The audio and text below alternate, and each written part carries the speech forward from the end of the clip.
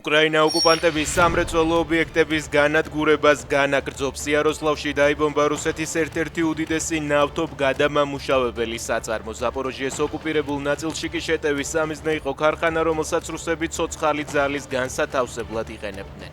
უკრაინელებმა ოკუპირებული ლუგანსკის ოლქში ქვესადგურზეც მიიტანეს იერიში. ბოლო ორ კვირაში მეორე მასშტაბური იერიში კიევზე, უკრაინის დედაქალაქზე ოკუპანტების თავდასხმის შედეგად ბოლო მონაცემებით 11 ადამიანი დაიღუპა. დაშავებულია 50 მოქალაქე, მათ შორის არიან ბავშვებიც. შენობის ნანგრევებში ადამიანებს ისევ ეძებენ.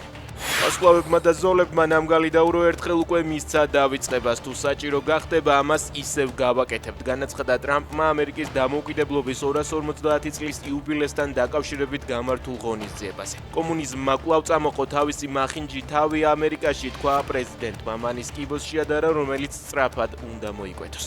მეორე დღეა ბათუმში ზღვაში ახალგაზრდა კაცს ეძებენ. საგანგებო სიტუაციების მართვის სამსახურში მთავარს უთხრეს, რომ სამძებრო სამაშველო სამუშაოები უწყვეტ რეჟიმში მიმდინარეობს. გავრცელებული ინფორმაციით კაცი ზღვაში შევიდა, რის შემდეგაც მალევე გაუჩინარდა. მისი პოვნა კი ვეღარ შეძლეს. დამატებითი დეტალები ამ დროისთვის უცნობია.